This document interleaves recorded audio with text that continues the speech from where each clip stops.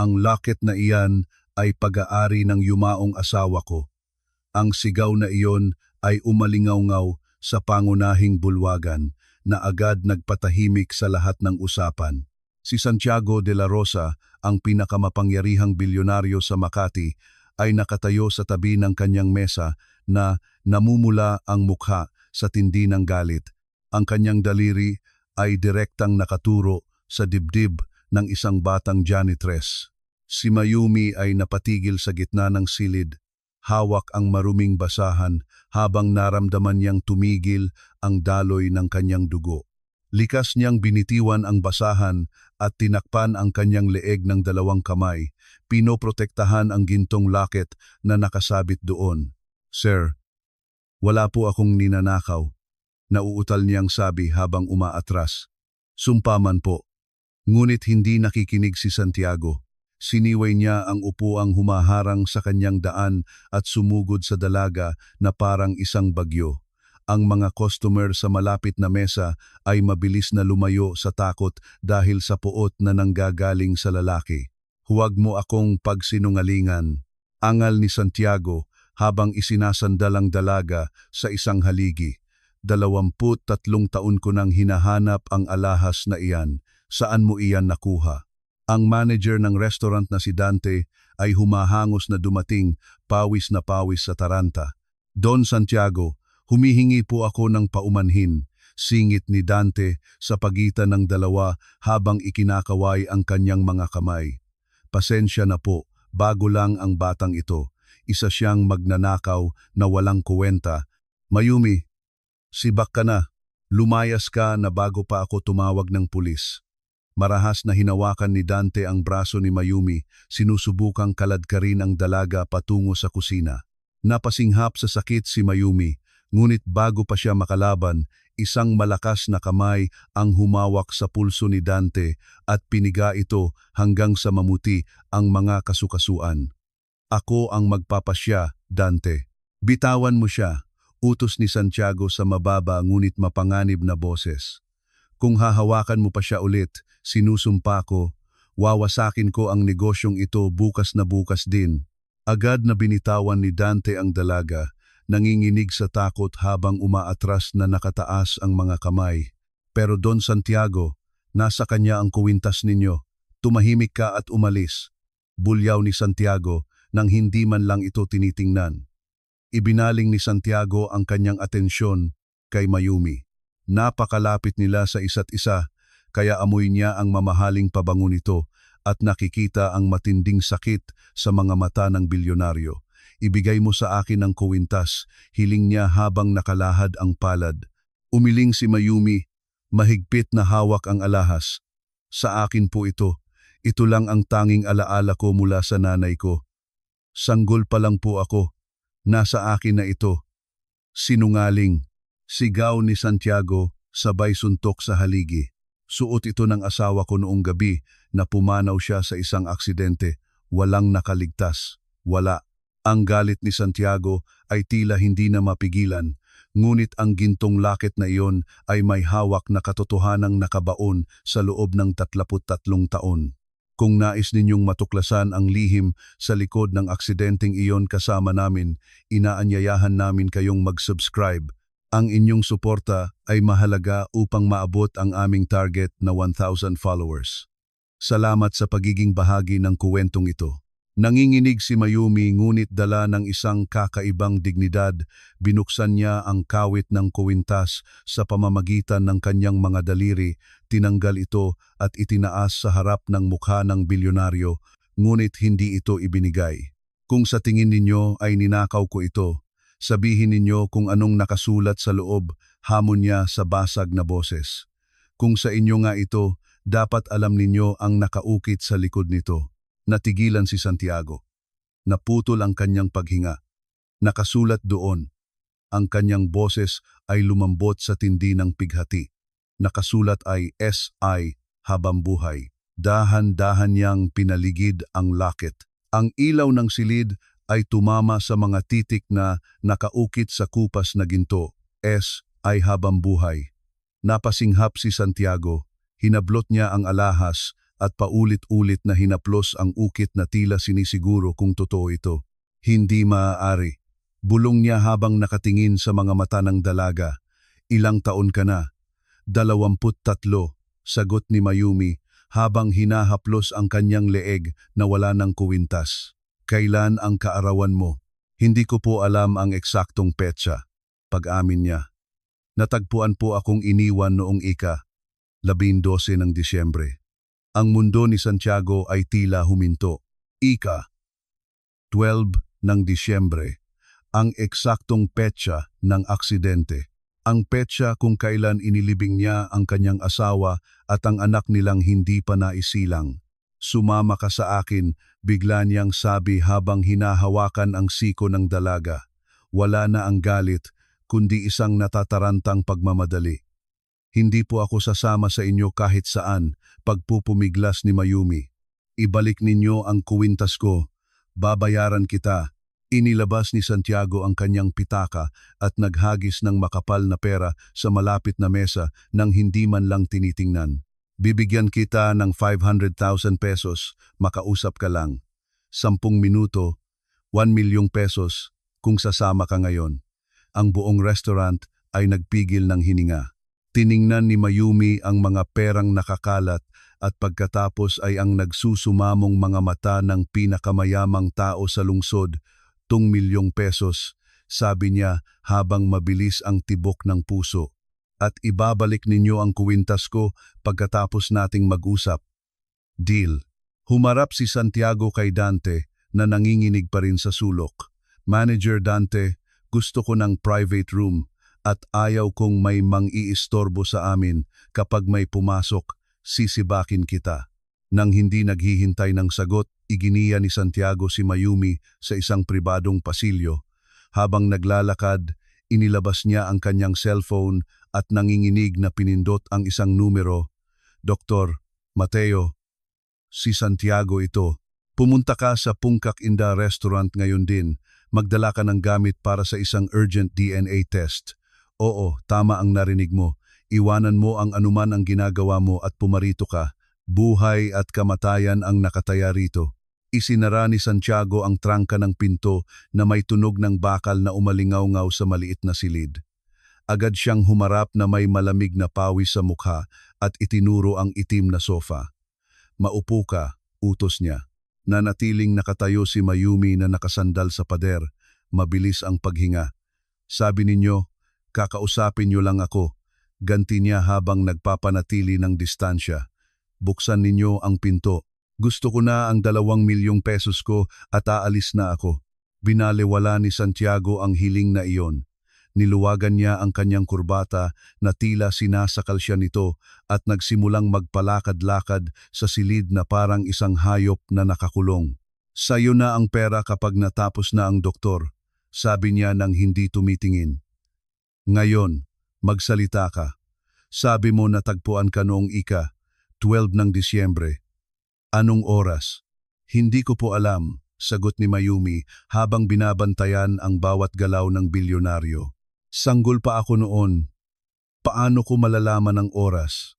Biglang huminto si Santiago at lumapit sa kanya, pinasok ang kanyang personal na espasyo. Nakikita ni Mayumi ang mga ugat na lumalabas sa leeg ng lalaki. Anong sinabi sa iyo nang nag-alaga sa iyo? Pagpupumilit niya sa tensyonadong boses. May sinabi sila sa iyo. Walang taong lilitaw na lang bigla. Sinong nagdala sa iyo doon? Nag-atubili si Mayumi. Ayaw niyang pag-usapan ang kanyang nakaraan, ang kuwentong nagbansag sa kanya bilang isang batang hindi ninais. Ngunit ang takot sa lalaki ang nagtulak sa kanya na sumagot. Sabi ni Nanay Rosa, hating gabi na noon, napakalakas ng ulan. May bagyo, isang malakas na bagyo. Bulong ni Santiago. May malakas na bagyo noong gabing iyon. Ituloy mo. May nag-doorbell sa ampunan, patuloy ni Mayumi habang nakayuko. Noong binuksan ng madre ang pinto, wala ng tao. Isang balot lang sa lupa na nakabalot sa isang marumi at basang jacket ng lalaki. Mahigpit na hinawakan ni Santiago ang balikat ni Mayumi. Isang jacket? Anong klaseng jacket? Nasasaktan mo ako, sigaw ni Mayumi habang itinutulak siya. Agad siyang binitawan ni Santiago, itinaas ang mga kamay bagamat ang kanyang mga mata ay nagniningning sa tindi ng emosyon. Patawad, ituloy mo, yari sa leather ang jacket, sabi ni Mayumi habang hinahaplos ang kanyang braso. Luma, amoy tabako at langis ng makina. Sabi ng madre, mukhang suot ito ng isang palaboy o mekaniko. Isang mekaniko. Napapikit si Santiago. Ang kanyang isip ay naglakbay pabalik sa 23 taon. Walang mekaniko sa kanyang sirkulo, ngunit ang aksidente ay nangyari sa isang bulubunduking daan, kahit sino ay pwedeng dumaan. At ang kuwintas? Tanong ni Santiago habang muling idinidilat ang mga mata. Nasa loob ng jacket, suot ko na, sabi ni Mayumi habang hinahawakan ang kanyang leeg, nakabuhol ng mahigpit na tila may natatakot na mahulog ito. Itinago ito ni Nanay Rosa sa safe hanggang sa maging 18 anyos ako. Sabi niya, ito lang ang tanging pamana ko. Isang malakas na katok sa pinto ang pumutol sa usapan. Buksan mo. Si Dr. Mateo ito. Santiago, ako ito. Marahas na binuksan ni Santiago ang pinto. Dr. Mateo, isang lalaking may uban at nakasalamin ang nagmamadaling pumasok dala ang kanyang medical bag. Sa likod niya, sumisilip ang manager na si Dante, ngunit isinarado ni Santiago ang pinto sa harap nito. Anong nangyayari, Santiago? Hinihingal na tanong ni Dr. Mateo. Bakit kailangang magmadali? May sugat ka ba? Gawan mo kami ng DNA test, sabi ni Santiago sabay turo kay Mayumi. Ngayon din, gusto ko ng direct paternity comparison. Tiningnan ni Dr. Mateo ang janitress, pagkatapos ay ang tycoon, at sa huli ay tumawa siya nang hindi makapaniwala. Paternity, Santiago, lasing ka ba? 23 taon na ang nakalipas simula noong gawin mo na. Gumalaw si Santiago at hinawakan ang kuwelyo ng doktor. Nasa kanya ang locket ni Isabel. Suot niya ito. Binalot ng katahimikan ang silid. Namutla si Dr. Mateo at tiningnan si Mayumi sa bagong pananaw. Sinusuri ang bawat anggulo ng mukha nito. Diyos ko, bulong ni Dr. Mateo. Ang mga mata niya, kaparehong kapareho ng mga mata niya. Huwag ka nang tumitig at kumuha ka na ng sample, utos ni Santiago habang itinutulak ang doktor sa sofa. Binuksan ni Dr. Mateo ang kanyang bag nang nanginginig ang kamay.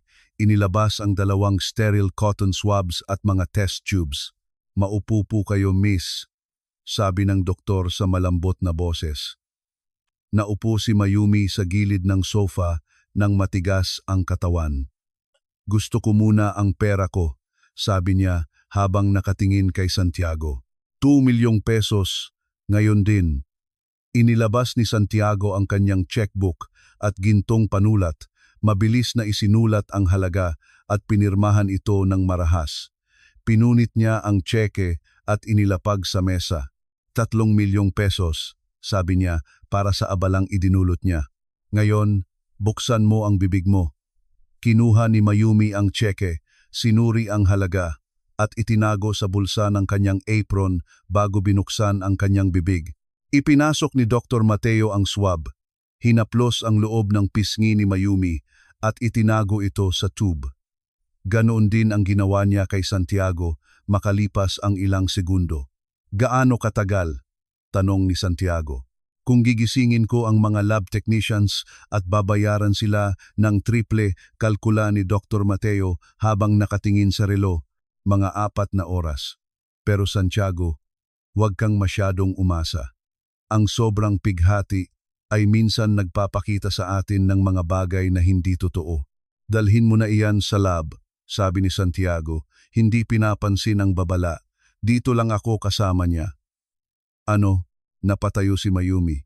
Hindi, ang usapan ay test lang at tapos na. Kailangan ko nang umalis. May trabaho pa ako bukas ng umaga. Hindi ka aalis, sabi ni Santiago habang hinaharangan ang pinto. Kung ikaw nga ang iniisip ko, hindi ka na kailanman maglilinis ng sahig sa buong buhay mo. At kung hindi naman, kailangan kong malaman kung paano mo nakuha ang alahas na iyan. Kidnapping ito. Sigaw ni Mayumi habang kinakapa ang kanyang cellphone. Tatawag ako ng pulis. Agad na kinuha ni Santiago ang cellphone bago pa ito mabuksan.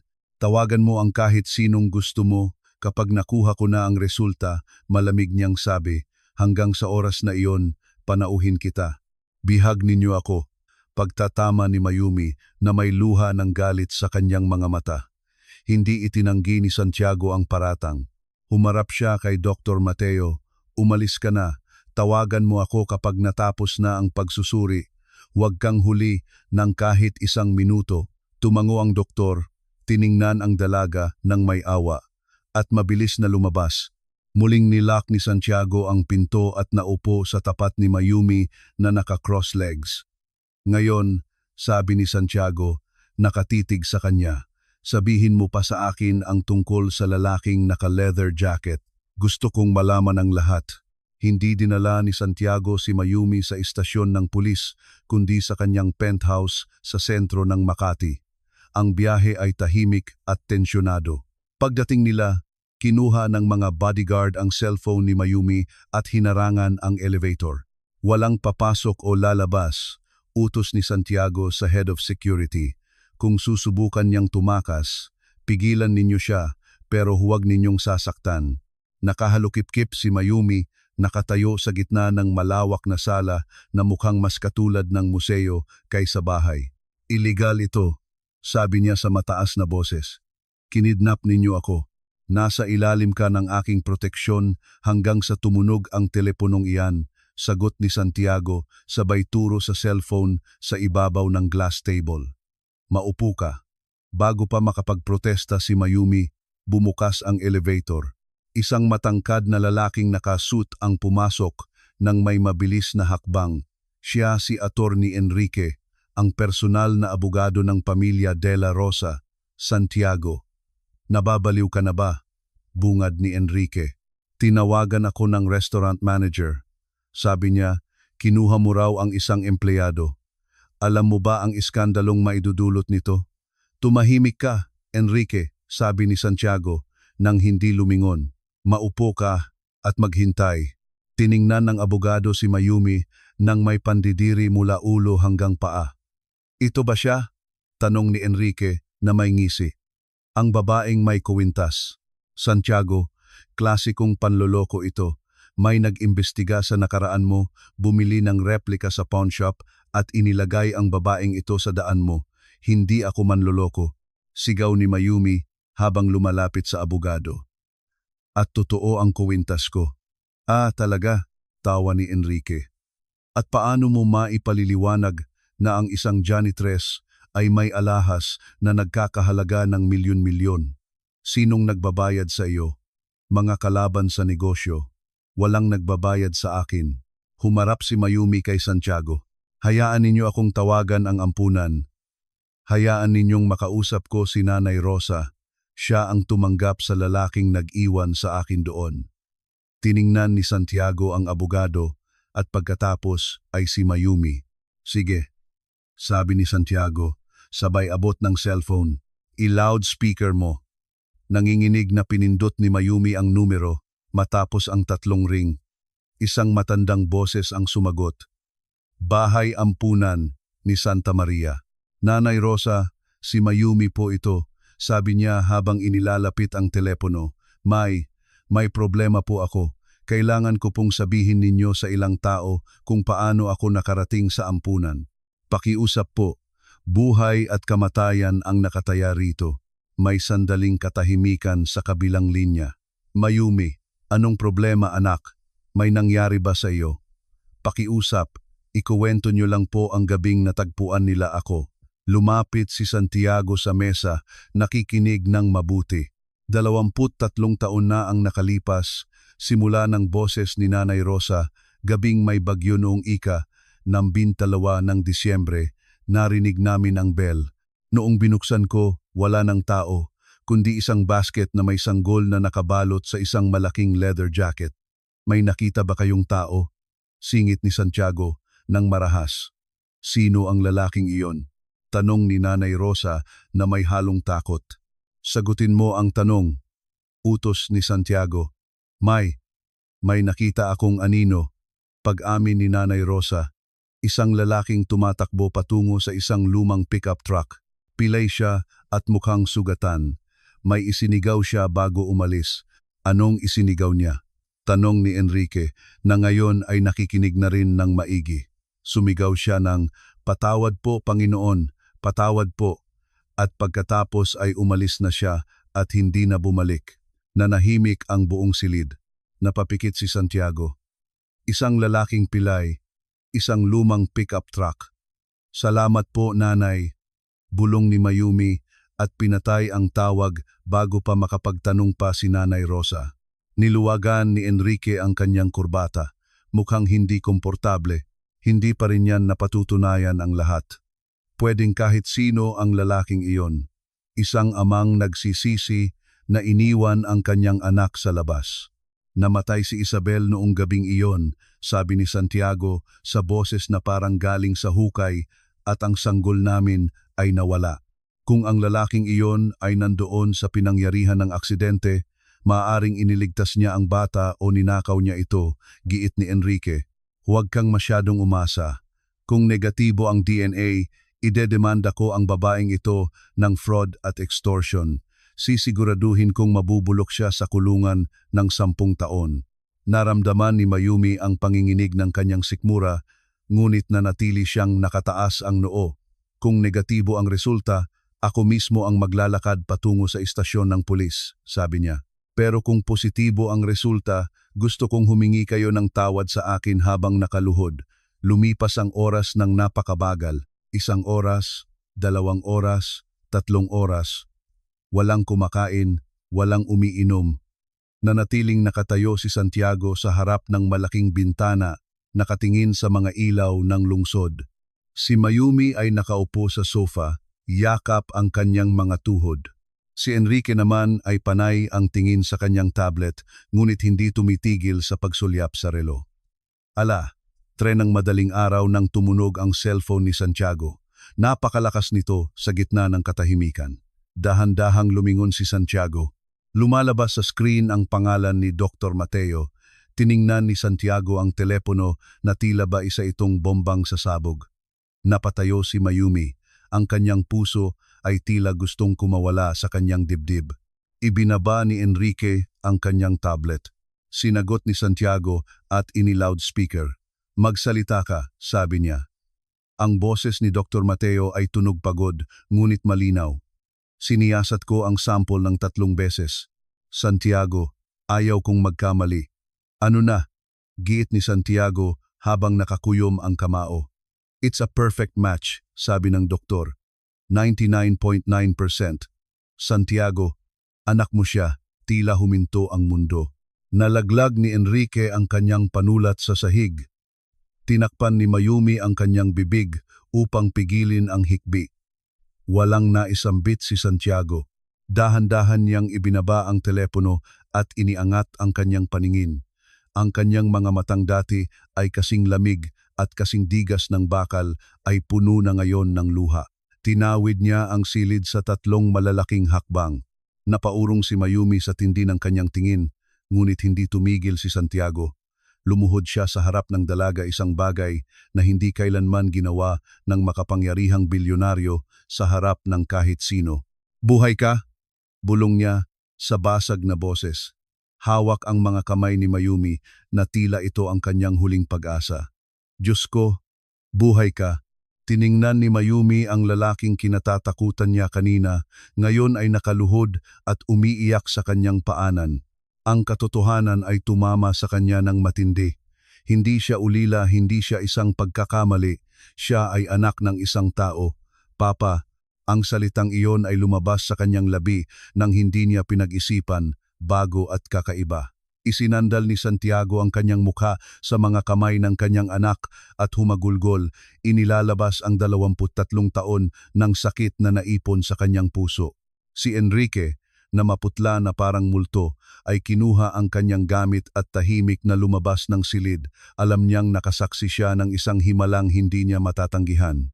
Tumayo si Santiago habang pinapahid ang luha gamit ang likod ng kanyang kamay. Sa isang saglit ang kanyang pagiging marupok ay naglaho at ang maskara ng malupit na bilyonaryo ay bumalik. Kailangan mo ng mga bagong damit, sabi ni Santiago habang inilalabas ang kanyang telepono at isang maayos na kwarto. Tatawagan ko ang kasambahay para ihanda ang Blue Room. Iyon ang pinakamalaki. Si Mayumi, na sinusubukan pa ring tanggapin ang katotohanang may ama na siya, ay tumayo ng pasuray-suray.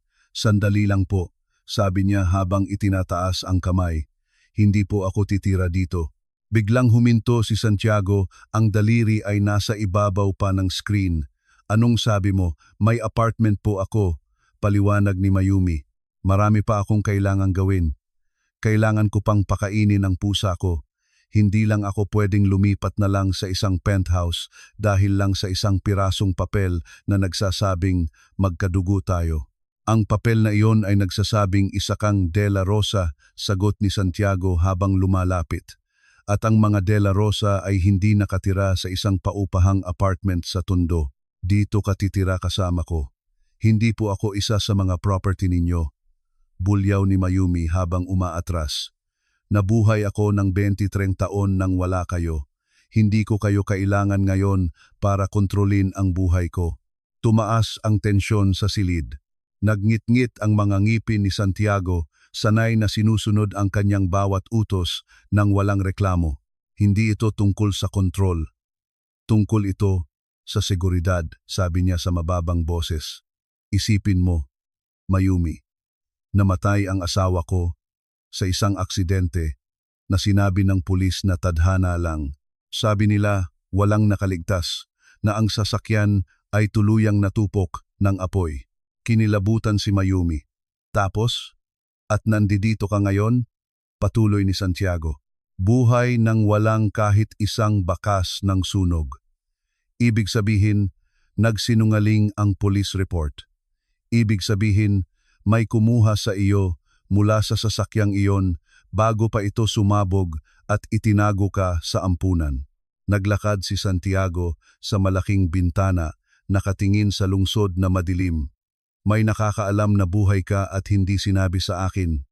May nagnakaw sa iyo mula sa aking mga kamay, hanggang hindi ko nalalaman kung sino at bakit hindi ka lalabas ng bahay na ito nang walang bodyguard, na nahimik si Mayumi.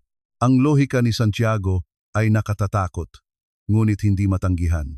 Kung namatay ang kanyang ina sa apoy na iyon, sino ang nagligtas sa kanya at bakit nagtago ang nagligtas sa kanya? Kailangan ko pong pumunta sa bahay ko, giit ni Mayumi, ngunit sa mas malambot na boses. Nandoon ang mga litrato ng mga kaibigan ko sa ampunan. Nandoon ang mga diary ko noong bata pa ako. Hindi ko pwedeng iwan ang lahat. Bumuntong hininga si Santiago at tumango ng bahagya. Sige, pupunta tayo bukas. Pero sasama ka sa aking mga bodyguard at babalik ka kasama ko. Deal? Tinanggap ito ni Mayumi habang nakahalukip-kip. Pero huwag niyo na po akong tatawaging Mayumi. Ang pangalan ko ay Liwanag.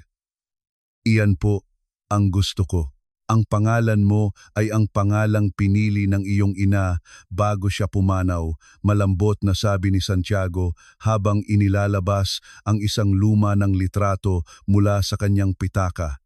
Gusto kanyang pangalanang Lumina. Iniabot niya ang litrato. Nanginginig ang mga daliri ni Mayumi nang kunin ito. Isa itong malabong larawan ng isang batang babaeng tumatawa, may maitim na buhok at mga matang kulay kape na kaparehong-kapareho nang nakikita ni Mayumi sa salamin tuwing umaga. Hindi matatanggihan ang kanilang pagkakahawig. Naramdaman ni Mayumi ang pagkairal ng bara sa kanyang lalamunan. Lumina, bulong niya. Tunog bago pero tunog pamilyar. Hindi na binigyan ni Santiago ng oras ang emosyon. Humarap siya sa pinto kung saan naghihintay ang head of security. Ihanda ang sasakyan para bukas ng madaling araw at tawagan si Detective Arman. Gusto ko siyang makaharap sa almusal. Isang detective, tanong ni Mayumi habang nakatingin pa rin sa litrato. Ang pinakamagaling na private investigator sa bansa, sagot ni Santiago na may malamig na ngiti. Muli nating bubuksan ang kaso ng aksidenteng iyon. Huhukayin natin ang bawat kasinungalingang sinabi 23 taon na ang nakalipas. Kinaumagahan, puno ng aktibidad ang dining room ng penthouse. Si Detective Arman, isang lalaking kalbo na may pilat sa pisngi at mukhang hindi natulog ng 1 linggo, ay nakikinig ng mabuti habang umiinom ng kape. Isa itong pambihirang kuwento. Don Santiago, sabi ni Detective Arman habang nakatingin sa DNA results sa mesa. Oo, kung si Nona Lumina ay nandoon sa sasakyang iyon, basura ang forensic report. Gusto kong malaman kung sino ang nandoon sa pinangyarihan ng aksidente, utos ni Santiago. Gusto ko ang pangalan ng lahat ng pulis, bumbero at paramedics na dumating noong gabing iyon. At gusto kong mahanap ang lalaking naka-leather jacket, ang multo. Bulong ni Mayumi na nakaupo sa tapat ng mesa, hindi komportable sa kanyang mamahaling damit na ipinadala ni Santiago. Sabi ng madre, pilay siya. Isinulat ni Detective Arman ang detalyeng iyon. Isang pilay na palaboy na may leather jacket sa gitna ng bagyo sa bulubunduking daan, pag-uulit ng detective. Hindi marami ang impormasyon. Pero simula na ito, biglang nag-vibrate ang cellphone ni Mayumi na ibinalik na ni Santiago. Isang text message mula sa hindi kilalang numero. Binasa ito ni Mayumi at namutla siya. Papa, sabi niya. Likas na ginagamit ang salitang iyon dahil sa takot. Agad na lumapit si Santiago sa kanya. Bakit? Ipinakita ni Mayumi ang screen. Ang mensahe ay maikli ngunit malupit. I-enjoy mo ang bago mong buhay hanggat kaya mo pa. Ang mga sikretong namatay na ay dapat manatiling patay. Nabasa ito ni Santiago at ang kanyang mukha ay naging maskara ng nakamamatay na galit. Hinablot niya ang telepono mula kay Mayumi at ibinigay sa detective. I-track mo ang numerong ito, bulyaw ni Santiago. Ngayon din, tiningnan ni Detective Arman ang screen at tumayo upang ilabas ang kanyang kagamitan. Kinukumpirma nito ang ating hinala, Don Santiago, sabi ng detective sa mabigat na boses. May nagbabantay at hindi sila masaya na lumitaw ang iyong anak. Tiningnan ni Mayumi ang kanyang ama. Naramdaman ang bigat ng gintong kulungan na tila sumasara sa paligid niya. Hindi na lamang ito tungkol sa kanyang pagkakakilanlan. Ngayon, isa na itong tugis, isinara ni Detective Arman ang kanyang laptop nang may malakas na tunog. Napatalon si Mayumi sa kanyang upuan. Ang signal ng mensahe ay encrypted, sabi ni Detective Arman. Sino man ang nagpadala ng banta na iyon ay alam ang kanyang ginagawa. Hindi ito ordinaryong tambay, Don Santiago. Profesional ito. Hinampas ni Santiago ang mesa, dahilan para tumunog ang mga gamit sa almusal. Wala akong pakialam kung multo pa siya, sigaw ni Santiago. Gusto kong malaman kung sino ang nasa kalsadang iyon 23 taon na ang nakalipas. Tayo na, saan po tayo pupunta? Tanong ni Mayumi. Kung saan nagsimula ang lahat, sagot ni Santiago habang kinukuha ang kanyang Amerikana sa bundok. Ang biyahe gamit ang armored SUV ay mabilis at tahimik. Ang convoy ni Santiago ay dumaan sa mga delikadong kurbada ng kalsada sa Sierra Madre na parang isang itim na ahas na bakal. Nakatingin si Mayumi sa labas ng bintana, naduduwal habang umaakyat sila. Ang mga puno ng pino ay mabilis na dumadaan, matatayog at madidilim. Huminto ang mga sasakyan sa isang abandonadong lugar na protektado lamang ng kinakalawang na rehas na bakal. Malakas ang ihip ng hangin, pinapalipad ang mga Amerikana ng mga bodyguard na unang bumaba upang masiguro ang seguridad. Bumaba si Santiago at tinulungan si Mayumi. Malamig ang kanyang kamay, ngunit mahigpit ang hawak. Lumapit sila sa gilid ng bangin. Sa ibaba, daang metro ang lalim, makikita ang mga kalansay ng sunog na kagubatan na hindi na kailanman nakabangon. Dito nangyari, sabi ni Santiago sa boses na tila hinahabol ng hangin. Alas, LS ng gabi, malakas ang ulan. Isang truck ang pumasok sa aming linya. Nawalan ako ng kontrol. Tiningnan ni Mayumi ang bangin. iniisip ang pagkahulog, ang apoy, at ang takot. Paano po ako nakaligtas dito? Tanong niya sa isang bulong. Iyan ang aalamin natin, sabi ni Detective Arman habang lumalapit dala ang isang makapal na folder. Don Santiago, sinuri ko ang orihinal na autopsy report habang nasa biyahe tayo. May hindi tugma. Anong ibig mong sabihin? Tanong ni Santiago nang matalas. Binuksan ni Detective Arman ang folder at inilabas ang isang nanilaw na papel. Isinulat ng forensic expert na ang katawan ay masyadong sunog kaya hindi na makikilala sa pamamagitan ng mata. Ginamit nila ang dental records pero tingnan ninyo ito, walang nabanggit tungkol sa pagbubuntis sa pelvic exam. Hinablot ni Santiago ang papel. Sabi nila, lahat ay natupok ng apoy. Hindi nabubura ng apoy ang mga buto, Don Santiago, singit ni Detective Arman. Kung ang sanggol ay namatay sa loob ng kanyang katawan, makakahanap sila ng mga labi ng fetus, kalansay o kung ano paman. Pero walang nakasulat sa report na ang ibig sabihin ay dalawa lang. Maaaring hindi mahusay ang forensic expert o may nagbayad sa kanya para huwag itong isulat. O kaya naman nanganak siya bago siya pumanaw. Nanganak siya, sabi ni Mayumi habang nakatitig sa kagubatan sa ibaba, ang lalaking naka-leather jacket. Inilabas niya ako, kailangan nating bumaba doon, sabi ni Santiago habang naglalakad patungo sa likod ng sasakyan para kumuha ng lubid. Gusto kong makita ang eksaktong lugar. Mapanganib, Don Santiago, babala ni Detective Arman. Pero may mas maganda akong clue.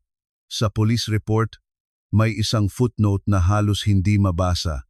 Isang tawag mula sa isang local nurse noong gabing iyon. Huminto si Santiago. Isang nurse? Oo, si Nanay Mariam. Nagtatrabaho siya sa isang village clinic sa kabilang bayan. Tumawag siya sa pulis para i-report ang isang kahina-hinalang lalaki na sumusubok magnakaw ng medical supplies. Pero abala ang pulis sa aksidente ninyo at binaliwala ito. Saan siya nakatira? Tanong ni Santiago habang ibinabalik ang lubid. Buhay pa ba siya? Sinuri ni Detective Arman ang kanyang listahan. Nakatira siya sa isang home for the aged, 20 kilometro mula rito. Tayo na. Utos ni Santiago habang inaalalayan si Mayumi sa loob ng sasakyan. Gusto ko siyang makausap bago pa malaman ng sino mang nagpadala ng text na nag-iimbestiga tayo. Makalipas ang kalahating oras, pumasok sila sa lobby ng Bahay Pag-asa para sa matatanda. Ang lugar ay amoy disinfectant at gamot. Hindi na naghintay si Santiago sa receptionist. Direkta siyang naglakad patungo sa silid kung nasaan ang mga matatanda, kasunod si Detective Arman at Mayumi. Natagpuan nila si Nanay Mariam na nakaupo sa wheelchair sa harap ng bintana, naggagansilyo ng isang tila walang katapusang scarf. Isa siyang napakatandang babae na may puting buhok na parang nyebe. Nanay Mariam, tanong ni Detective Arman habang lumuluhod sa tabi nito. Huminto ang matanda at tumingin sa kanya gamit ang malabong mga mata, ngunit may linaw pa ang isip. Hindi na ako nurse, iho. Wala na akong mga gamot. Hindi kami naparito para sa gamot, sabi ni Santiago habang humahakbang pasulong. Naparito kami para magtanong tungkol sa gabi ng ika-12 ng Disyembre, 23 taon na ang nakalipas. Ang gabi ng aksidente ng pamilya De La Rosa. Nanginginig ang kamay ng matanda at nalaglag ang kanyang gansilyo. Tumawag kayo sa pulis noong gabing iyon, sabi ni Detective Arman. Sabi ninyo may nakita kayong lalaki. Walang nakinig sa akin, sabi ni Nanay Mariam nang may pait. Sabi nila, isa lang yung lasing na palaboy. Pero alam ko ang nakita ko. Ano po ang nakita ninyo? Tanong ni Mayumi habang lumalapit.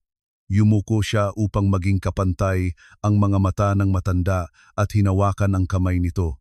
Pakiusap, sabihin ninyo sa amin. Napakahalaga po nito. Tiningnan ni Nanay Mariam si Mayumi. Naniningkit ang mga mata na tila sinusubukang linawin ang isang malayong imahe. Kamukha mo siya, bulong ng matanda. Kamukha mo ang babaeng nasa litrato sa diaryo. Sabihin ninyo sa amin ang tungkol sa lalaki. pangungulit ni Santiago. Bumuntong hininga si Nanay Mariam at tumingin sa bintana. Pumasok siya sa klinik sa likurang pinto. Basang-basa siya, amoy usok at sunog na dugo. Suot niya ang isang leather jacket na masyadong malaki sa kanya. Anong kailangan niya? Tanong ni Detective Arman. Hindi siya humingi ng pera, sabi ni Nanay Mariam. Gusto niya ng sinulid na panahi at gatas. Gatas? Pag-uulit ni Santiago. Naramdaman niya ang panginginig sa kanyang sikmura. Infant formula, linaw ni Nanay Mariam. Desperado siya, umiiyak siya. Sunog ang kanyang mga kamay. Ibinigay ko ang hiningi niya at sinabing pumunta sa ospital. Pero sabi niya, hindi pwede dahil kukunin nila ito. Sino ang kukunin? Tanong ni Mayumi. Ang batang babae, sagot ni Nanay Mariam. Sabi niya kailangan niyang iligtas ang bata dahil ang ina nito ay nasa langit na.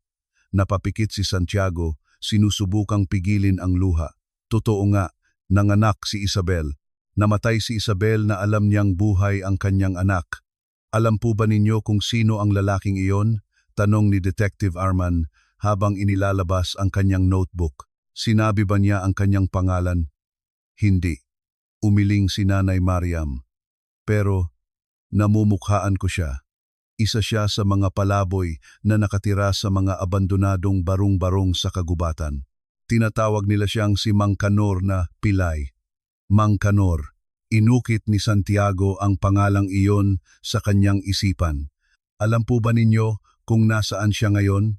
Nawala siya matapos ang gabing iyon, sabi ng matanda.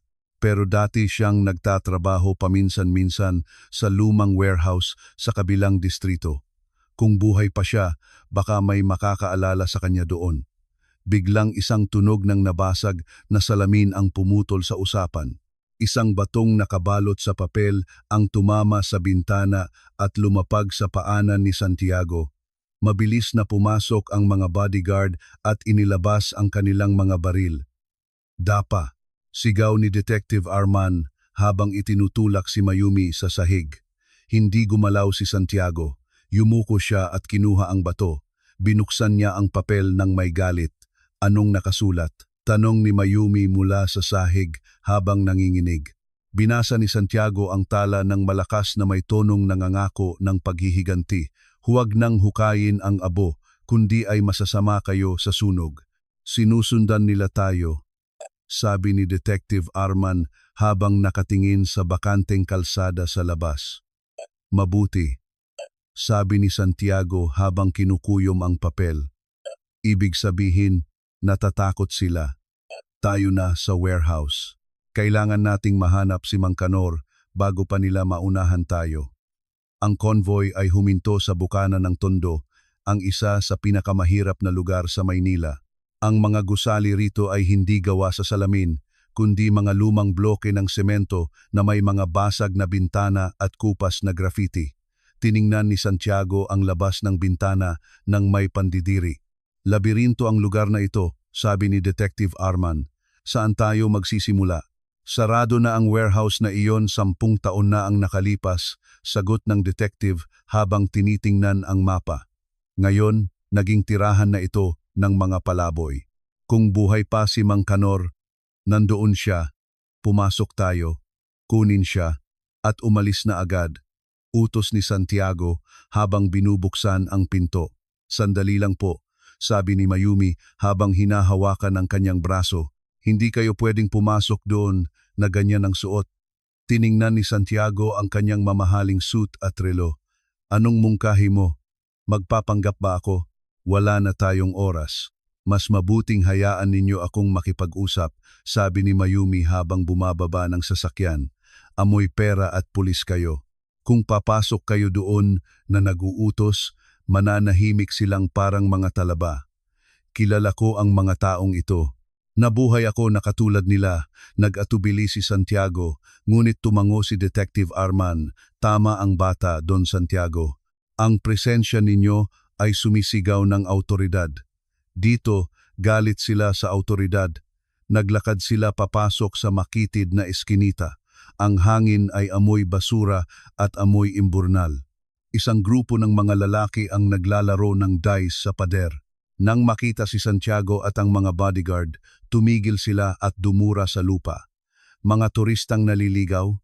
Tanong ng isa. Isang lalaking may tattoo sa leeg ang humarang sa daan. Mahal ang bayad sa pagdaan dito.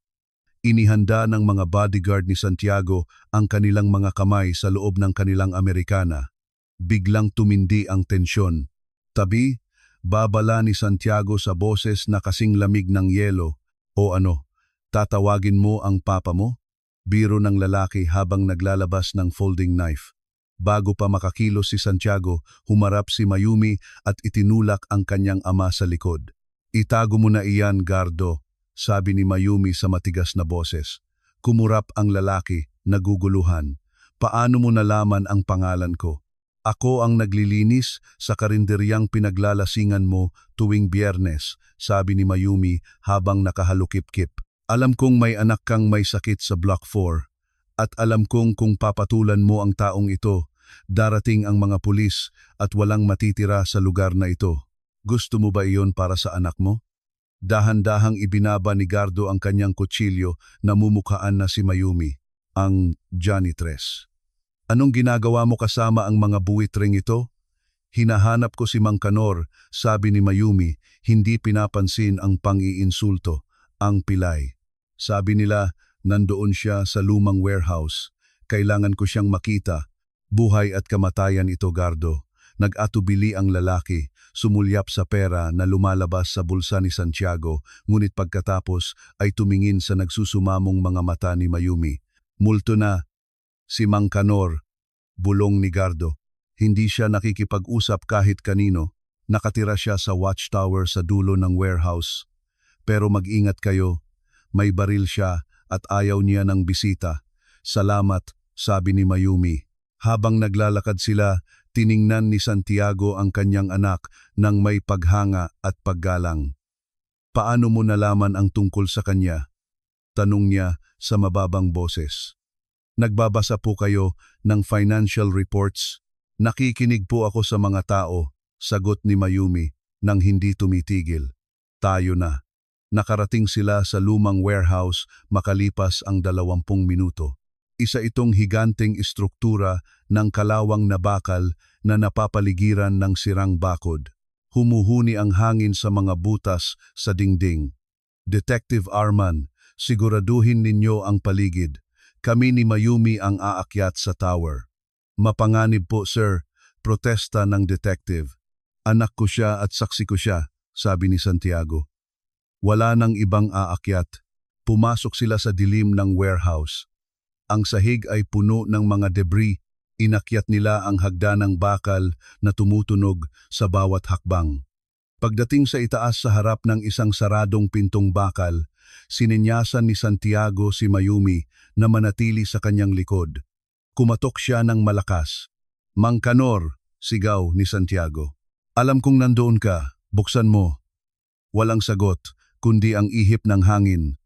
Mang Kanor, giit ni Santiago. Hindi ako pulis. Naparito ako para pag-usapan ang aksidente 23 taon na ang nakalipas. Naparito ako para sa sanggol na iniligtas mo. Narinig nila ang tunog ng pagkasa ng baril sa likod ng pinto. Umalis kayo, sabi ng isang paos at basag na boses mula sa loob. Wala tayong dapat pag-usapan. Ang mga patay ay dapat manatiling patay. Tumingin si Santiago kay Mayumi. Tumango ang dalaga at lumapit sa pinto. Hindi po lahat ay patay, Mang Kanor, sabi ni Mayumi habang inilalapat ang kanyang noo sa malamig na bakal. Buhay po ako. Ako ang sanggol na nakabalot sa leather jacket. Ako ang batang iniwan ninyo sa ampunan. Nagkaroon ng mahabang katahimikan. Pagkatapos, narinig nila ang tunog ng hindi pantay na mga hakbang. Isang pilay na paglalakad. Sinungaling, bulong ng boses. Ngayon ay mas malapit na. Namatay siya. Nakita ko siyang namatay. Nasa akin ang kuwintas niya, sabi ni Mayumi habang inilalabas ang locket mula sa kanyang damit. Nasa akin ang locket ni nanay. Buksan ninyo po ang pinto. Pakiusap. Gusto ko lang po kayong pasalamatan. Dahan-dahang gumalaw ang trangka. Bumukas ang pinto nang may nakakangilong tunog. Sa dilim, isang matandang lalaking may puting balbas at suot na punit-punit na damit ang nakatutok sa kanila ng isang lumang shotgun. Nanginginig ang kanyang mga kamay, ngunit nang tumama ang kanyang paningin kay Mayumi, sa kanyang mukha, sa kanyang mga matang kulay kape, nalaglag ang baril mula sa kanyang mga kamay at tumama sa sahig ng malakas. Napaluhod si Mang Kanor, umiiyak na parang bata. Panginoon ko, hagulgol ng matanda habang tinatakpan ang kanyang mukha. Panginoon ko, ikaw nga iyan. Nasa iyo ang kanyang mukha, ang mukha ng babaeng hindi ko naisalba. Itinulak ni Santiago ang baril palayo gamit ang kanyang paa, pagkatapos ay ginulat niya si Mayumi nang tulungan niyang tumayo ang matanda. Walang galit sa galaw ni Santiago, kundi isang desperadong pagnanais na malaman ang totoo. Bakit? Tanong ni Santiago habang hawak ang balikat ni Mang Kanor. Bakit mo siya dinala palayo? Bakit hindi mo sinabi sa akin na buhay siya? Tumingin si Mang Kanor na puno ng takot. Dahil nagbabantay sila, bulong ng matanda. Ang mga taong mula sa itim na sasakyan, ang mga may gawa ng aksidente. Gusto nilang masiguro na walang lalabas na buhay doon. Kung pumunta ako sa pulis, papatayin nila kaming dalawa. Hinablot ni Santiago ang kwelyo ng maduming damit ni Mang Kanor. Itinaas siya mula sa lupa gamit ang lakas na galing sa paghihirap ng loob. Anong mga tao? Sabihin mo. Giit ni Santiago. Sino sila? Nanginginig si Mang Kanor habang nakatingin sa pintong bakal. Tila ba ang mga multo ng nakaraan ay papasok anumang oras. Wala silang mukha, utal ng matanda. Nakamaskara sila. Nakasakay sila sa isang itim na sedan na walang ilaw at walang plate number. Nagtatago ako sa ilalim ng tulay nang makita ko sila. Hindi kayo nawalan ng kontrol, Don Santiago. Binunggo nila kayo. Itinulak nila kayo sa bangin. Napatakip ng bibig si Mayumi. Binitawan ni Santiago si Mang Kanor na paurong tila tinamaan ng isang malakas na suntok. Pagpatay iyon, bulong ni Santiago, hindi aksidente. Sinubukan nilang patayin kami. Bumaba sila sa sasakyan para tapusin kayo. Patuloy ni Mang Kanor, mabilis na nagsasalita, na tila inilalabas ang lahat ng salitang itinago niya ng 23 taon. Pero nasusunog na ang sasakyan nyo. Akala nila walang makakaligtas sa impyernong iyon. Tumawa sila at umalis. At ang nanay ko? Tanong ni Mayumi habang lumalapit sa matanda. Paano? Paano ako nakalabas doon? Tiningnan siya ni Mang Kanor ng may pagmamahal. Hindi siya namatay agad. Ang nanay mo ay parang isang leon. Kahit bali ang kanyang mga binti, kahit sunog ang kanyang katawan, gumapang siya bago pa sumabog ang tangke ng gasolina. Itinuro ng matanda ang isang bahagi ng kagubatan sa labas ng warehouse. Natagpuan ko siya sa isang lumang kubo ng mga mangangaso kalahating kilometro mula sa kalsada. Sumisigaw siya pero hindi dahil sa sakit. Nanganak siya. Napapikit si Santiago, nakakuyom ang mga palad. Diyos ko, Isabel, wala siyang kahit ano, sabi ni Mang Kanor na may luhang dumadaloy sa kanyang maduming balbas. Isang kutsilyo lang at ilang lumang kumot. Pinilit niya akong tulungan siya. Sabi niya, kung maililigtas ko ang anak ko, wala akong pakialam kung mamatay ako. At nagawa niya. Iniluwal ka niya sa gitna ng dumi at dugo habang bumabagyo sa labas. Hinawakan ni Mayumi ang locket sa kanyang leeg, naramdaman ang bigat ng kasaysayan. Ibinigay niya sa akin ang kuwintas na ito, sabi niya. Ipinasuot niya ito sa iyo, pagtatama ni Mang Kanor. Bago siya pumanaw, pinangako niya sa akin na dadalhin kita palayo. Sabi niya, kung malalaman nilang buhay ka, babalik sila. Itago mo siya sa lugar kung saan hindi siya mahahanap ng pera. Tiningnan ni Mang Kanor si Santiago. Kaya hindi ako pumunta sa pulis, Don Santiago. Akala ko patay na kayo at akala ko kung ibibigay ko ang bata sa system, mahahanap siya ng mga tao sa itim na sasakyan. Ang ampunan ang tanging ligtas na lugar, isang lugar kung saan walang nakakakilala sa kanya. Ninakaw mo ang anak ko, sabi ni Santiago sa malamig na boses. Bagamat ang kanyang mga mata ay nagpapakita ng pasasalamat, pero iniligtas mo ang buhay niya. Biglang tumunog ang radio ni Detective Arman na tahimik na umakyat sa likod nila. "Boss!" Sigaw ng boses ng isa sa mga bodyguard. "May mga bisita tayo." 3 SUV ang papalapit mula sa pangunahing daan. Pinatay nila ang kanilang mga ilaw. Agad na kumilos si Santiago. "Pulis ba iyan?" tanong niya. "Negatibo," sagot sa radyo. "May mga dalang matataas na kalibre ng baril. Hinaharangan nila ang daan palabas. Nahanap nila tayo." Hagulgol ni Mang Kanor habang umaatras sa dilim. "Sabi ko na sa inyo, huwag na kayong pumunta rito." "Detective Arman, ilabas mo ang anak ko rito," utos ni Santiago habang inilalabas ang kanyang baril mula sa likod. "Dalin niyo siya sa likod. Hindi ako aalis nang wala ka, Papa," sigaw ni Mayumi habang nakakapit sa kanyang ama. "Ngayon lang kita nahanap." Eksakto, tiningnan siya ni Santiago ng may tindi ng emosyon. "At hindi na kita muling mawawala." "Dapa," sigaw ni Detective Arman habang itinutulak sina Mayumi at Mang Kanor sa sahig. 1 segundo ang nakalipas, ang salamin ng watchtower ay nabasag. Ang tunog ng mga bala mula sa mga snipers ay umalinganggaw sa hangin. "Namamaril sila!" sigaw ni Detective Arman habang gumagapang patungo sa hagdan. "Kailangan nating bumaba sa basement." "Mang Kanor, ituro mo ang daan." "Ang cargo lift," sabi ng matanda na nanginginig. May lumang cargo lift na bumababa sa tunnel. "Tayo na," utos ni Santiago habang nagpapaputok patungo sa bintana upang bigyan sila ng pagkakataon na makatakas. Tumakbo sila patungo sa cargo lift na kinakalawang na. Ang mga bala ay tumatama sa bakal ng warehouse na parang ulan ng bakal. Sa ibaba, narinig nila ang paghampas sa mga pinto at ang mga sigaw ng utos sa wikang banyaga. "Sino sila?"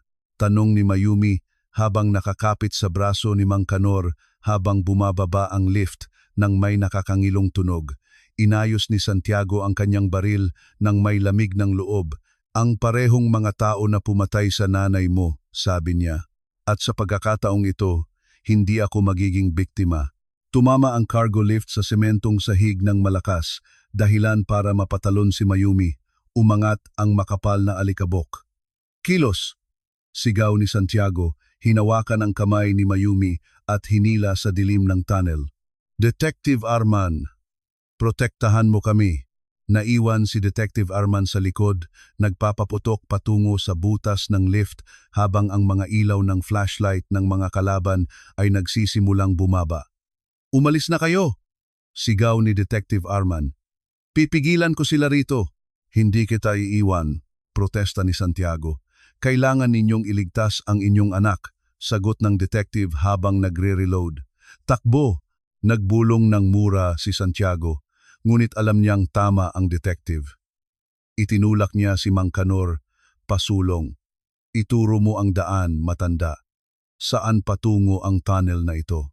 "Sa ilog," hinihingal na sabi ni Mang Kanor habang papilay na tumatakbo ng mabilis.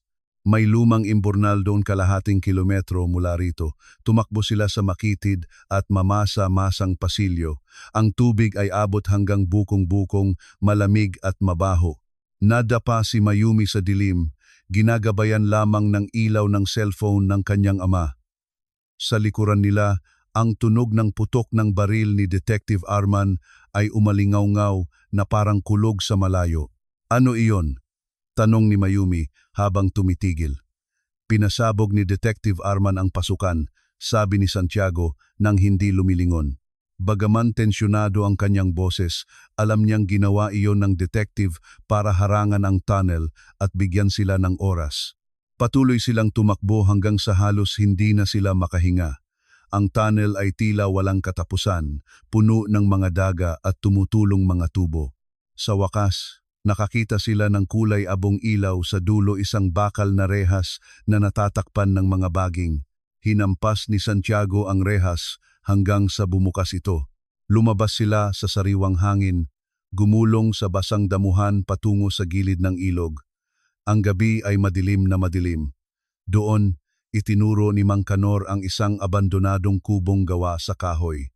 May nakatagong lumang pick-up doon. Tumakbo sila patungo sa sasakyan.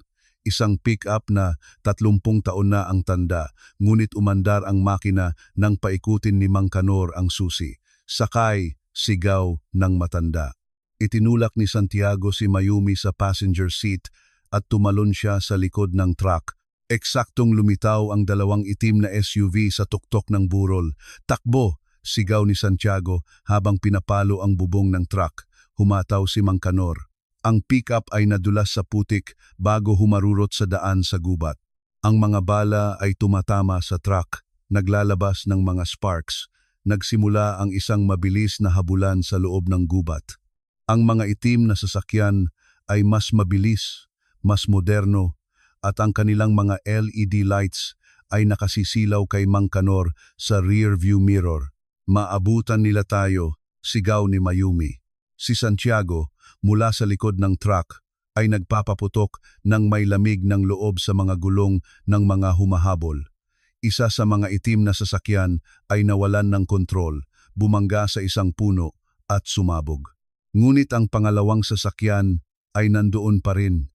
Papalapit ng papalapit. Mang Kanor, kumaliwa ka, utos ni Santiago. Sa lumang tulay, putol ang tulay na iyon. Sigaw ni Mang Kanor. Gawin mo na. Inikot ni Mang Kanor ang manibela. Tumagilid ang truck at pumasok sa isang mabatong daan. Lumitaw ang lumang tulay, isang istrukturang gawa sa kahoy sa ibabaw ng malalim na bangin. May mga nawawalang tabla sa gitna nito. Kapit kayo, sigaw ni Mang Kanor, sabay pikit ng mga mata. Bumilis ang truck. Sumigaw si Mayumi. Tumalon ang sasakyan sa pagitan ng putol na tulay, tumama sa kabilang panig nang may brutal na lakas na sumira sa suspension, pero nakalapag sila. Ang sasakyan ng mga humahabol ay masyadong mabigat at mabilis para makapreno. Sinubukan nilang sumunod, ngunit ang mga bulok na tabla ng tulay ay bumagsak sa kanilang bigat. Ang SUV ay nahulog sa kailaliman, nawala sa dilim ng bangin. Makalipas ang ilang segundo, narinig ang malakas na pagbagsak sa mga bato sa ilog sa ibaba. Inihinto ni Mang Kanor ang umuusok na truck 1 kilometro ang layo. Ang katahimikan ng gabi ay muling bumalik, maliban sa tunog ng namamatay na makina. Bumaba si Santiago mula sa likod ng truck, madumi ng putik at langis, pero ligtas. Binuksan niya ang pinto ng passenger seat at inilabas si Mayumi. Niyakap ito ng mahigpit. Ayos ka lang ba? Tanong niya habang tinitingnan kung may sugat ito. Opo, sabi ni Mayumi, nanginginig ng hindi mapigilan. Papa, sino sila? Bakit nila tayo gustong patayin? Tiningnan ni Santiago ang sirang tulay ng may madilim na ekspresyon. Hindi nila tayo kinamumuhian, Lumina. Sumusunod lang sila sa utos. Mga bayarang mamamatay tao sila. Sino ang may pera para kumuha ng ganyang mga tao? Tanong ni Mang Kanor habang bumababa sa truck. Inilabas ni Santiago ang kanyang cellphone na sira na. Itinapon niya ito sa lupa nang may galit. Isang tao mula sa sirkulo ko, sabi ni Santiago. Isang tao na nakakaalam na pupunta tayo sa warehouse. 3 tao lang ang nakakaalam kung saan tayo pupunta. Si Detective Arman, ikaw, at ang abogado kong si Enrique. Attorney Enrique? Tanong ni Mayumi. Isinakripisyo ni Detective Arman ang sarili niya para sa atin. Kung ganoon, si Enrique na lang ang natitira. Sabi ni Santiago na may naglalagablab na galit sa mga mata. O kaya naman, isang mas makapangyarihang tao na nakinabang sa pagkamatay ng iyong ina, 23 taon na ang nakalipas. Anong gagawin natin ngayon? Tanong ni Mayumi. Hindi na tayo pwedeng bumalik sa penthouse ninyo. Malalaman nilang nandoon tayo. Hindi, sabi ni Santiago. Opisyal na kaming patay kahit para sa gabing ito lang. Mang Kanor, may alam ka bang ligtas na lugar? Isang lugar na walang kamera, walang teknolohiya. Tumango ang matanda. May alam akong abandonadong farm 20 kilometro sa Hilaga.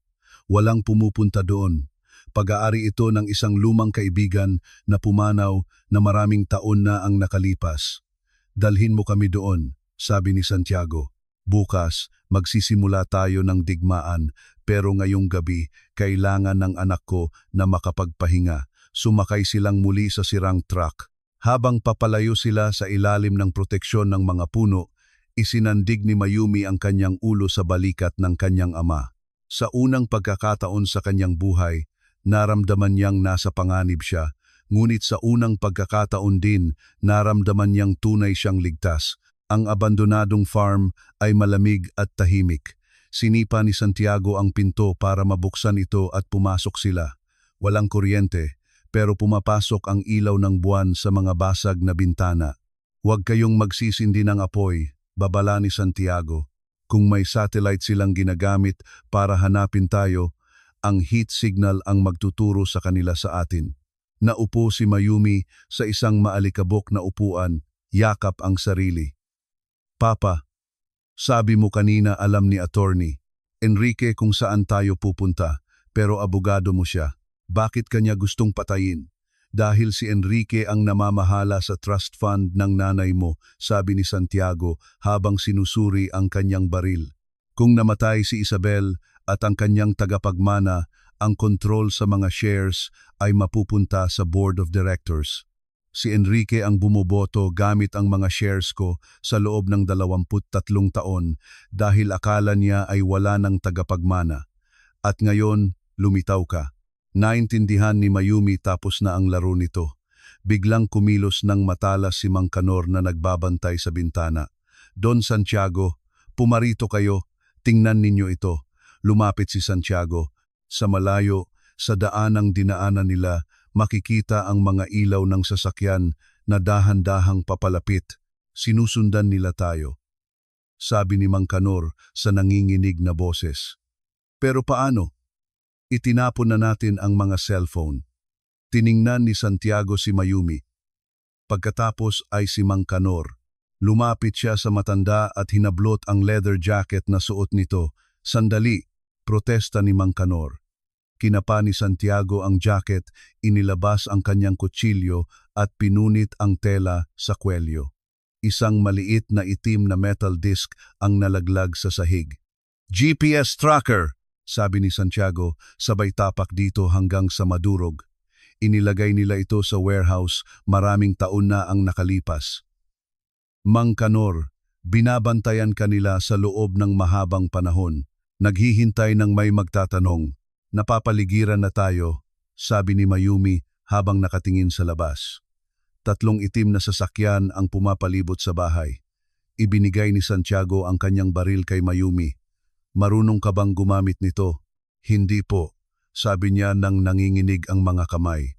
Itutok mo lang at kalabitin ang gatilyo kung may pumasok sa pintong iyon, sabi ni Santiago.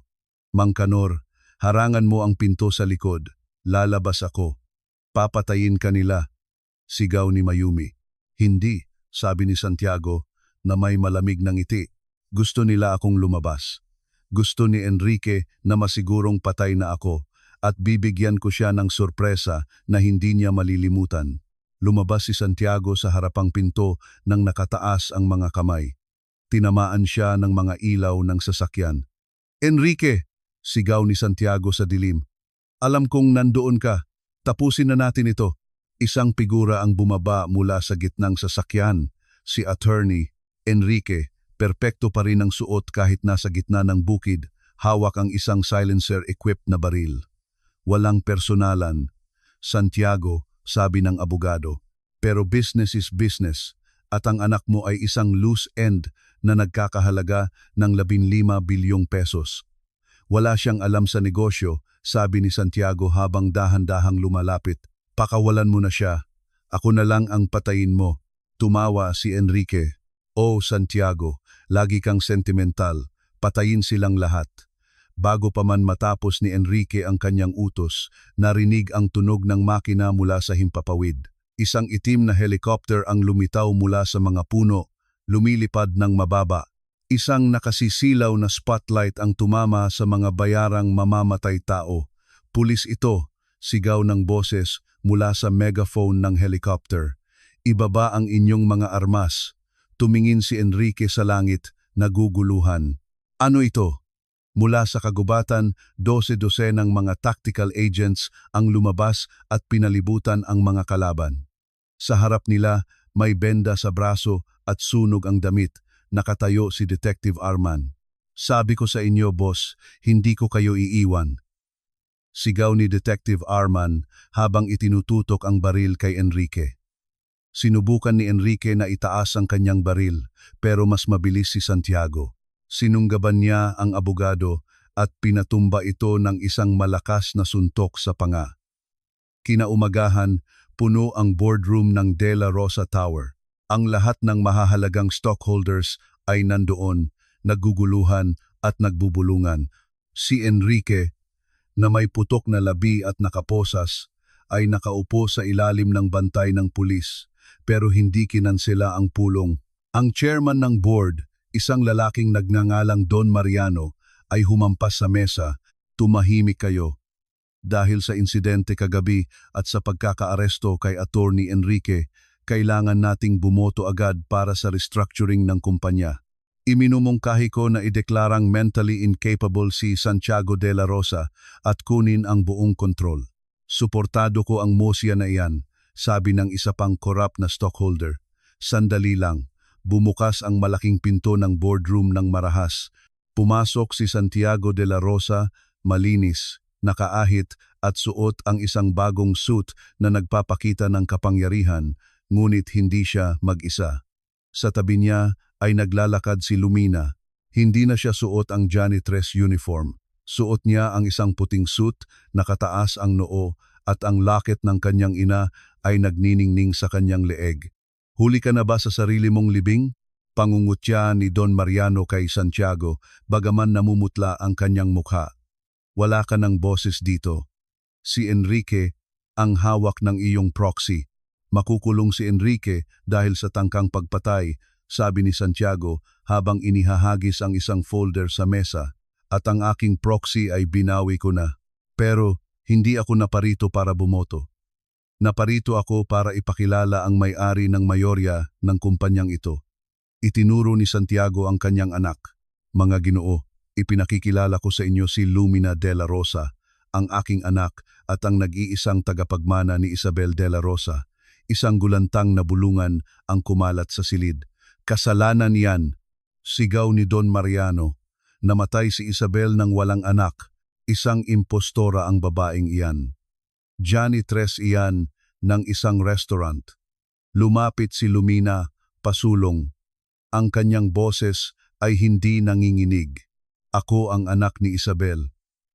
Sabi niya habang nakatingin sa mga mata ni Mariano, at mayroon akong DNA evidence, ang testimonya ng lalaking nagligtas sa akin at ang kuwintas na suot ng aking ina noong iniutos ninyong tanggalin siya sa daan. Mang Kanor, tawag ni Santiago. Pumasok ang matanda sa silid, malinis na at nakaayos ang suot kasama si Detective Arman. Nakita ko si Don Mariano na nagbayad sa mga taong iyon noong gabing iyon. Pagsisinungaling ni Mang Kanor nang may kumpiyansa habang nakaturo sa chairman. Nakita ko siya sa parking lot ng isang karinderya 2 oras bago ang aksidente. Isang bluff lang iyon, pero gumana. Nagpanik si Don Mariano. Wala ako doon, sigaw ni Mariano. Si Enrique ang nag-ayos ng lahat. Sabi niya, siya na ang bahala sa preno. Nanahimik ang buong silid. Tinakpan ni Mariano ang kanyang bibig, na-realize na umamin na siya. Ngumiti si Detective Arman at itinaas ang kanyang cellphone na nagre-record. Salamat sa kumpirmasyon, Don Mariano. Arestado ka sa salang conspiracy to commit murder. Pumasok ang mga pulis sa silid. Sinubukang tumakas ni Mariano patungo sa bintana pero hinarangan siya ni Santiago. Tapos na, sabi ni Santiago, nandito na ang pamilya ko at ikaw ay labas na. Sa pagkakaaresto ni na Mariano at Enrique, mabilis na kumalma ang sitwasyon sa kumpanya. Ang balita ng pagbabalik ng nawawalang anak ng mga De La Rosa ay naging headline sa buong bansa. Sa opisina ng President Director, nagsalin si Santiago ng 2 basong tubig. Nakatayo si Lumina sa harap ng malaking bintana, nakatingin sa lungsod na ngayon ay nasa ilalim ng kanyang mga paa. Ayos ka lang ba? Tanong ni Santiago sabay abot ng baso. Napakabigat po ng lahat ng ito, pag-amin niya. 3 araw lang ang nakalipas, naglalampaso ako ng sahig at nag-aalala sa pambayad ng renta. Ngayon, pag-aari ko na ang kalahati ng lungsod na ito. Hindi ka binabago ng pera, sabi ni Santiago. Pinapalaki lang nito kung sino ka talaga at matapang ka, Lumina. Mas matapang ka pa sa akin. Nagtago ako sa trabaho at sa pait. Ikaw, hinarap mo ang mundo ng mag-isa. May kumatok sa pinto. Si Mang Kanor iyon. Mukhang hindi siya komportable sa kanyang bagong damit, nilalaro ang kanyang sombrero sa mga kamay. Don Santiago, Nona Lumina, naparito po ako para magpaalam. Magpaalam? Ibinaba ni Lumina ang kanyang baso at lumapit sa matanda. Saan po kayo pupunta? Hindi para sa akin ang lungsod, sabi ng matanda. Nag-alok si Don Santiago ng isang bahay sa probinsya na may hardin at aso. Higit pa ito sa nararapat sa akin. Nararapat sa inyo ang mundo, Mang Kanor, sabi ni Lumina habang niyayakap ang matanda. Iniligtas ninyo ang buhay ko ng 2 beses, noong isilang ako at kagabi. Tinupad ko lang ang pangako ko, sabi ni Mang Kanor na may luha sa mga mata. Tiyak na proud ang nanay mo sa iyo. Nasa iyo ang kanyang alab. Lumapit si Santiago at nakipagkamay kay Mang Kanor. Nasa ibaba ang sasakyan, ihahatid ka kung saan mo gustong pumunta at Mang Kanor, salamat. Nang umalis ang matanda, humarap si Lumina sa kanyang ama. Anong gagawin natin ngayon, Papa? Ngumiti si Santiago. At sa unang pagkakataon sa loob ng 23 taon, umabot ang ngiti sa kanyang mga mata. Ngayon, mabubuhay tayo. Babawi tayo sa panahong nawala. Pero una, may lugar tayong dapat puntahan para ipakilala si Isabel sa kanyang anak. Ang sementeryo ng pamilya de la Rosa ay tahimik. Ang mga matatandang puno ng nara ay nagbibigay ng lilim sa mga puting marmol na puntod. Maaraw ang araw na iyon, malayo sa bagyong naging marka ng kanilang buhay ng matagal na panahon. Magkahawak kamay na naglakad sina Santiago at Lumina patungo sa pangunahing puntod. Nakasulat doon, Isabel de la Rosa, mahal na asawa. Lumuhod si Lumina sa damuhan at hinawakan ang malamig na marmol. Nanay, ako po ito. Nanay, si Lumina. Nakatayo si Santiago sa likuran upang bigyan sila ng pagkakataon, pero sininyasan siya ni Lumina na lumapit. Patawad, Isabel, sabi ni Santiago sa basag na boses. Patawad, hindi kita naprotektahan. Patawad, hindi ko alam na buhay ang anak natin.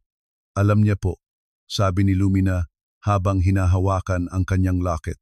Alam niyang mahahanap ninyo ako, kaya ibinigay niya ito sa akin para maging gabay sa daan pauwi. Tinanggal ni Lumina ang locket at inilapag ng dahan-dahan sa ibabaw ng puntod. Ibinabalik ko na po ito, nanay. Tapos na po ang misyon ninyo. Hindi, sabi ni Santiago habang kinukuha ang kuwintas at muling isinasabit sa leeg ng kanyang anak. Gusto niyang ikaw ang magsuot nito. Simbolo ito na ang pag-ibig ay nananatili lampas sa kamatayan.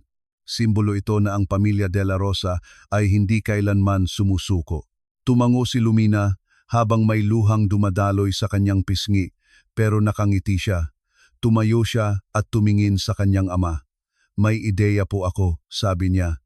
Gusto ko pong magbukas ng isang foundation gamit ang inheritance ko para sa mga batang tulad ko. Mga batang nawawala at kailangang mahanap. At gusto ko kayo ang mamahala. Tiningnan ni Santiago ang matapang at mapagmahal na babaeng naging anak niya. Magandang ideya iyan, sabi niya. Anong pangalan ng foundation? Tiningnan ni Lumina ang puntod ng kanyang ina pagkatapos ay ang locket sa kanyang dibdib. Isabel Foundation, sabi niya, para wala na nang kailangang maghintay ng 3 taon para mahanap ang kanilang tahanan. Nagyakap ang mag-ama sa ilalim ng ginintuang ilaw ng dapit hapon. Ang mga multo ng nakaraan ay sa wakas ay nakapagpahinga na. Isang maliwanag na hinaharap ang naghihintay sa kanila. At sa leeg ni Lumina, ang lakit ay muling kuminang, isang walang hanggang kindat mula sa babaeng nawala na sa huli ay nagtagumpay. Ang kuwentong ito ay nag-iwan sa ating mga kaluluwa ng panginginig ng emosyon. Nagpapaalala sa atin na kahit ang dilim ng kasakiman ng tao na kinakatawan nina Enrique at Mariano ay sumubok ibaon ang katotohanan sa ilalim ng mga taon ng katahimikan at sakit. Ang liwanag ng tunay na pag-ibig at banal na katarungan ay laging makakahanap ng puwang upang sumikat. Ipinapakita nito sa atin na ang sakripisyo ng isang ina na tulad ni Isabel ay isang walang hanggang kalasag na hindi kayang sirain ng panahon o ng kasamaan. Sa pamamagitan ng katapangan ni Lumina na binago ang kanyang paghihirap upang maging lakas, at sa katatagan ni Santiago, natututunan natin na ang pamilya ay hindi lamang dugo, kundi isang matibay na desisyon na ipaglaban ang isa't isa laban sa lahat ng hamon. At kahit sa mga sulok ng lipunan na pinakanakakalimutan, gaya ng puso ni Mang Kanor, ay nananahan ang kakayahang gumawa ng mga bayaning gawa na bumabago sa tadhana ng mga henerasyon. Ang kuwentong ito ay isang malakas na patotoo na hindi kailanman huli ang lahat para bawiin ang ating pagkakakilanlan at ang kabutihan, bagaman minsan ay tila naiipit, ay mayroong tahimik na kapangyarihang magpabagsak sa pinakamataas na tore ng kayabangan at korupsyon. Kung ang biyaheng ito ng luha, tensyon at pagtubos ay humaplos sa inyong puso at nagbalik ng inyong pananampalataya sa katarungan, buong puso kaming nag-aanyaya sa inyo na i-like ang video na ito at ibahagi ito sa mga nangangailangan ng mensahe ng pag-asa ngayon. Mag-subscribe sa aming channel at i-activate ang bell notification para hindi makaligtaan ang mga kuwentong inihahanda namin ng may buong pagsinta para sa inyo. At pakiusap, sabihin ninyo sa amin sa comments, sa tingin nyo ba ang tadhana ang laging naglalagay ng lahat sa tamang lugar o kailangan nating ipaglaban ang sarili nating katarungan? Gusto naming basahin at makaugnay kayo. Maraming salamat sa pagiging bahagi ng komunidad na ito. Ingatan ninyo ang inyong mga sarili at panatilihing buhay ang pag-asa. Hanggang sa muli nating pagkikita sa susunod na video.